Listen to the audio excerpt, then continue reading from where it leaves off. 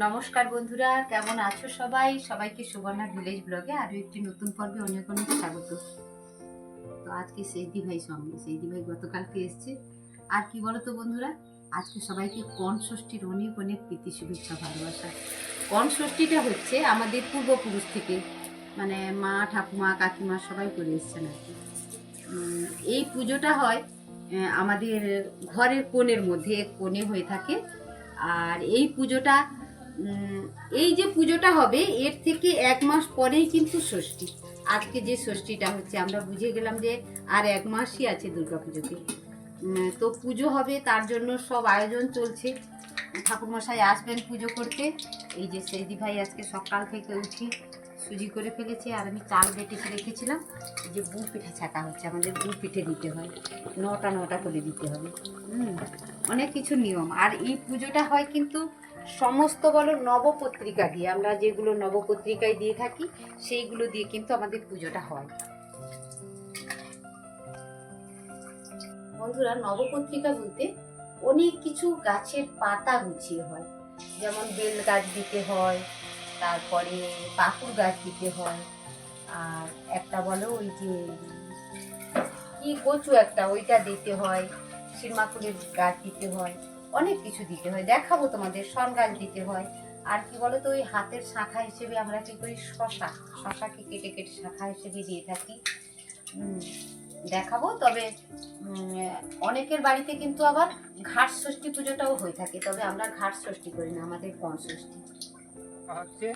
হ্যাঁ, বাড়ির কোণে ষষ্ঠীর পুজো চলছে। ঘরের কোণে ষষ্ঠী মার পূজা হচ্ছে এবং নবপত্রিকার পূজা এবং এটা কইতে হবে। হ্যাঁ, নবপত্রিকা কি কি পত্রিকা দিয়ে নবপত্রিকা হলো একটু বন্ধুদের জানিয়ে দাও।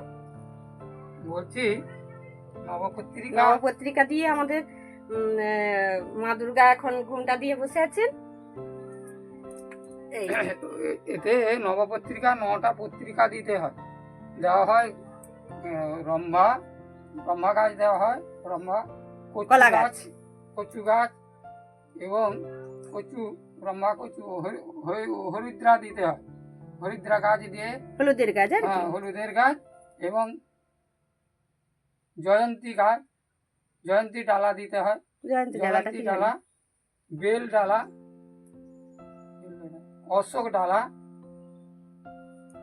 মা গাছ এবং ধান গাছ।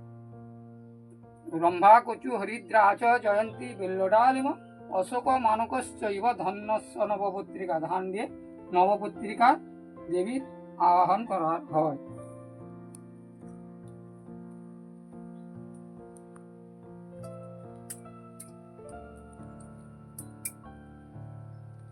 কলা বউ তৈরি করে পুজো করা হয়।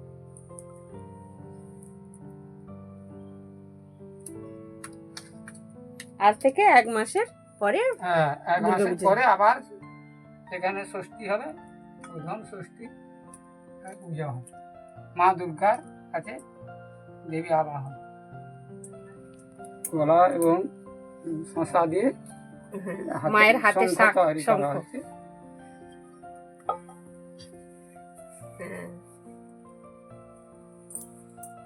দু হাতে হ্যাঁ, শাখা কলা নাকি? হ্যাঁ, শশা আর কলা দিয়েই তো শাখা।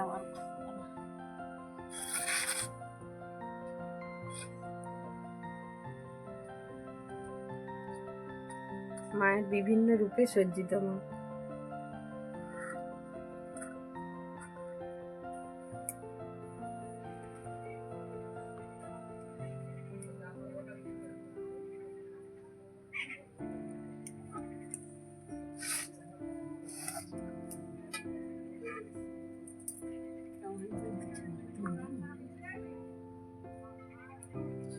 কিভাবে আমাদের মায়ের চক্ষু স্থাপন করেছেন ঠাকুরমশাই,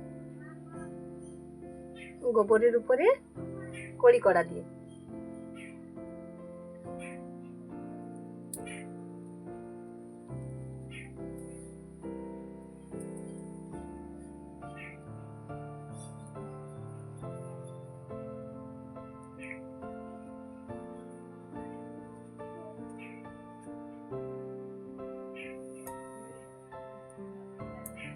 দেব্যে নমঃ অধিকান্ত বিষ্ণু নমঃ ওম সাং ষষ্ঠী দেব্যে নমঃ ওম এদিকান্ত বিষ্ণু ষষ্ঠী দেব্যে নমঃ ভবসাগর কারণ ধারণ হে রবিনন্দন বন্ধন খঞ্জন এ শরণাগত কিঙ্করতি দমনে গুরুদেব দয়াকর হে ন জন জয় জয় সদ্গুরু ঈশ্বর তাপন হে তুমি বিষ্ণাম সর্বজ্ঞ হরিষ্ঠ ক্ষয় কামণ কেন্দ্র সঙ্গ ওম নমঃ শ্রী বিষ্ণাবে অধিপতি সম্প্রদান ভূ ওম হুম গুরুজাদি ষষ্ঠী ভূর্জাদি ষষ্ঠী জয় দুর্গাউই বিভত্তারিণী ত্রাহি দুর্গে দেবী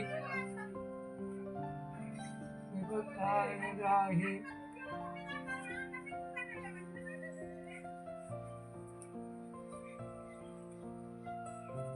विभत्तारिणी त्राहि दुर्गे देवी नमस्ते ओम नमः ओम क्लीं कृष्णादिभ्यो नमः इति गन्धसे ओम सर्वबाधाविनिवर्त धनाधन्ना सुतानि च मनुष्यमत्तसा नमः गुरु ब्रह्मा गुरु विष्णु गुरुदेव महेश्वर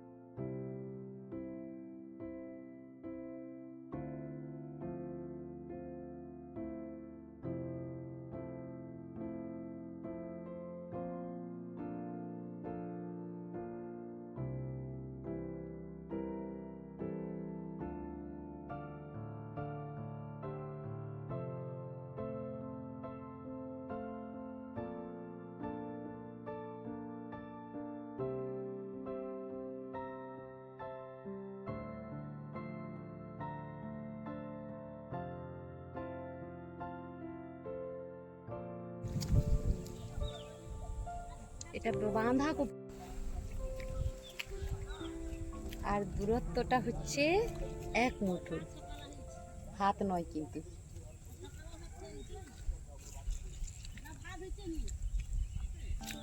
আজকে সবাই খাওয়া দাওয়া বন্ধ করে বৃষ্টি হয়েছে, তাই সকলের বাড়ি থেকে চলে এসেছে কফি চারা লাগানোর জন্য।